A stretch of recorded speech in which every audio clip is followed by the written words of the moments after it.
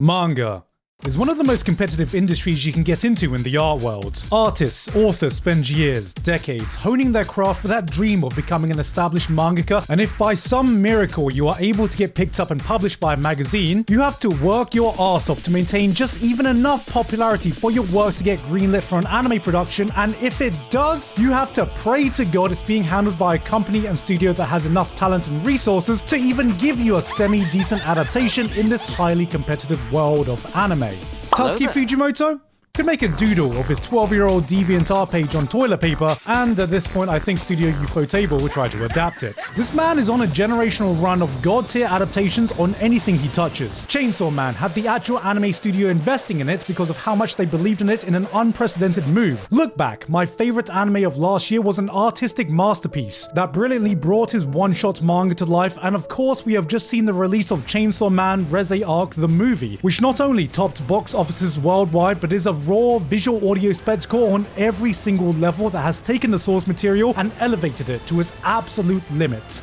It is cinema. But this isn't a video about the Chainsaw Man movie, because if all that wasn't enough, a new anime recently released behind the Reze Arc hype in Sasaki Fujimoto's 17 to 26. 8 stories, 8 teams, all adapting a bunch of short stories he made between the ages of 17 and 26 before Chainsaw Man. Yes, we have gotten to the point where we are looking for anything to adapt. I wouldn't be surprised if someone picked up Fujimoto's math homework and tried to animate that and wait, hold on. Tadai...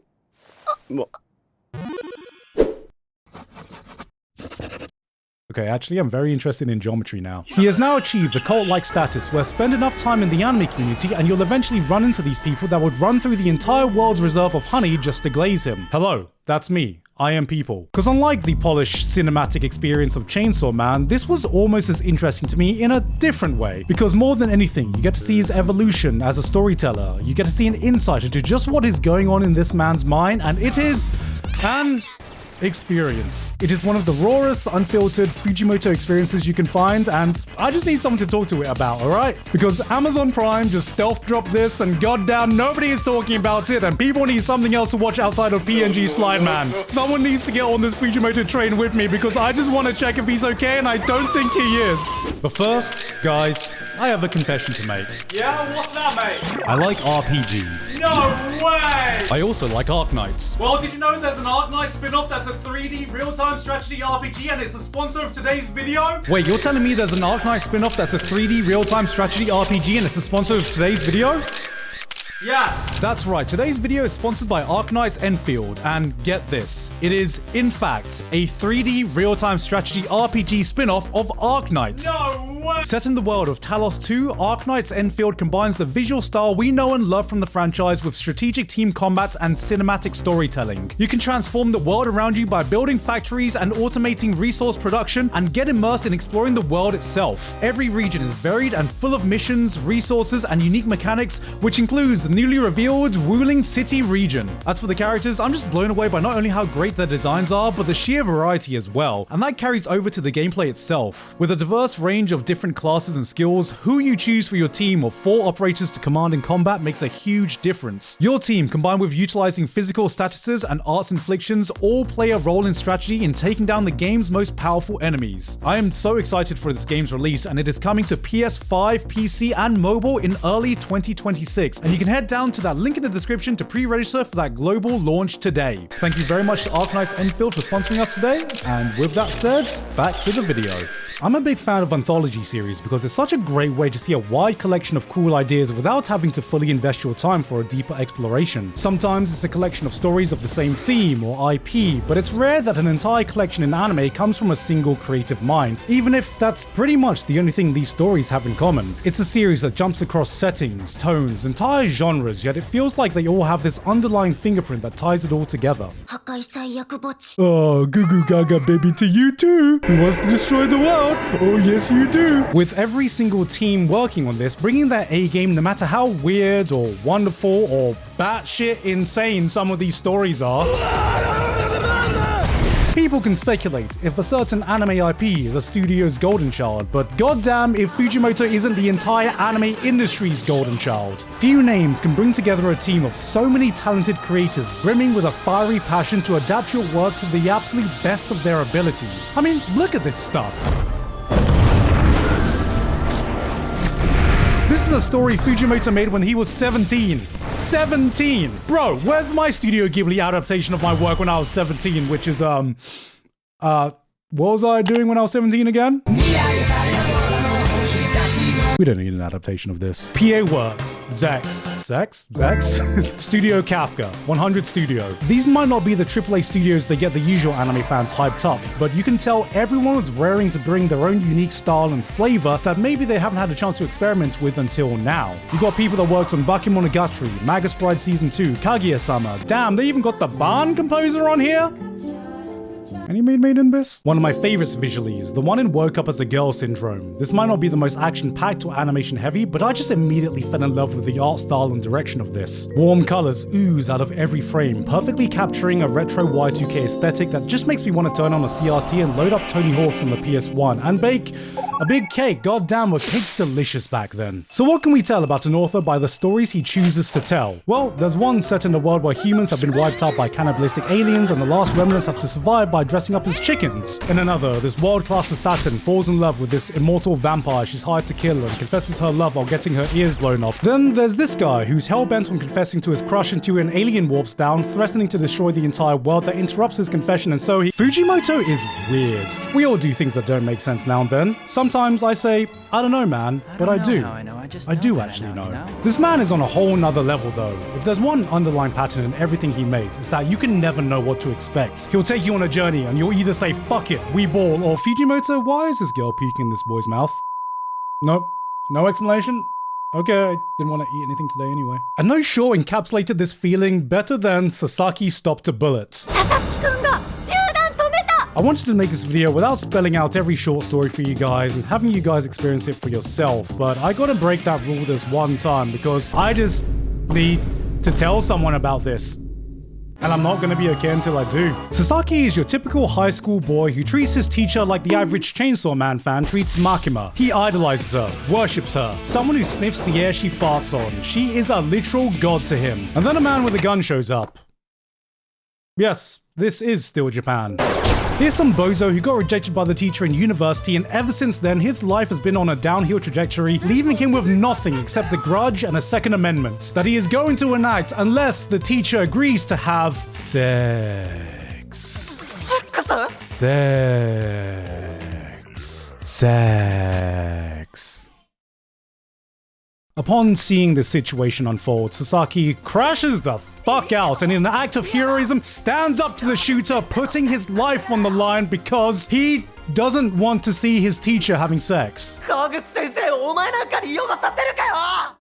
Fucking VTuber fans, man. And in the chaos, the shooter pulls the trigger. Cue anime flashback. It's an intimate conversation between Sasaki and his teacher where she explains that there is no such thing as a 0% chance. Every event, every eventuality, from her being a god to Sasaki realizing his dream to become an astronaut might be minuscule, but it is not 0%. It's official. Fujimoto is a gacha gamer. Upon finishing this Demon Slayer ass flashback, Sasaki proceeds to catch the fucking bullet to the confusion of every single person watching it. Sasaki-kun ga judan tometa. Sasaki-kun ga judan tometa. Sasaki-kun ga judan tometa. Sasaki-kun ga judan tometa. Sasaki-kun ga judan tometa. What the fuck am I watching? He then begins the generational gaslight of his life, telling the shooter that he is actually a time traveler who knew the exact trajectory of the bullet and to turn his life around by spending his time studying in prison so he can get into Tokyo University. And most importantly, to save his virginity for someone he loves. As long as that person isn't his teacher. Sex. Fast forward to the future where Sasaki becomes the first actual Japanese astronaut to walk on the moon, talking to his teacher once again, reminiscing about the time he caught a bullet, where he's like, damn, there's no way that should have been possible. I guess you really must have been a god, huh, sensei? Teehee, I'll never tell. Just. On one hand, I get it. We should never give up on pursuing our dreams, no matter how unlikely they are to happen, because without the belief in yourself and the people around you, you can never make the impossible happen. On the other hand, What the fuck have you been smoking, bruv? I just want to know where your mind has to go to get from this kind of messaging to the absolute state of the plot progression you chose to convey it. This is just like when you have a basic idea of a story you want to tell, then you just let all of your intrusive thoughts do the writing. Holy shit, I think that's what he actually does. You know, when I finished this episode, I thought it was going to be one of my least favorites, and I was going to joke about it for bands, but as I'm literally writing this script, it kind of just struck me how much it stuck in my head and the message it was trying to convey, despite how ludicrous it was. But that's just part of the experience. You never know what to expect, but it's never chaos without a reason. This man is a genius at blending the utterly absurd with the utterly heartfelt, and somehow hitting every single emotional beat it stumbles its way through. You'll start off an episode, and it'll be like, look at these people just like chickens. This is stupid. This is so goddamn stupid. You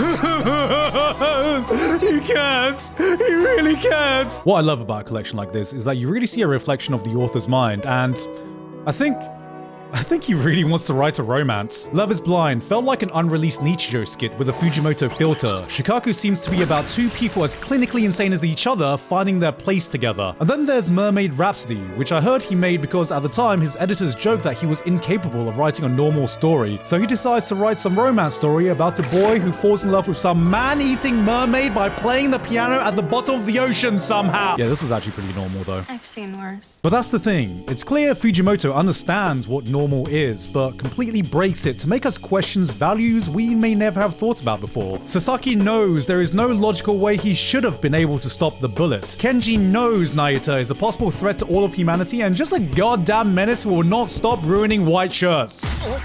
Oh, god damn it. Seriously?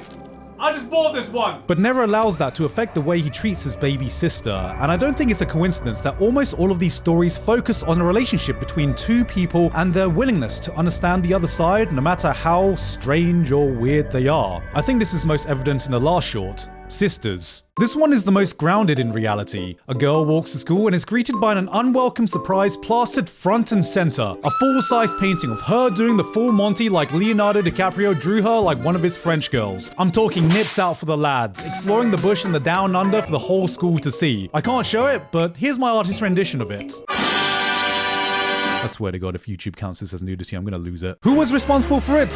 Her younger sister, of course. So to get revenge, she does the reasonable thing by forcing her sister to strip down naked so she can draw her as well.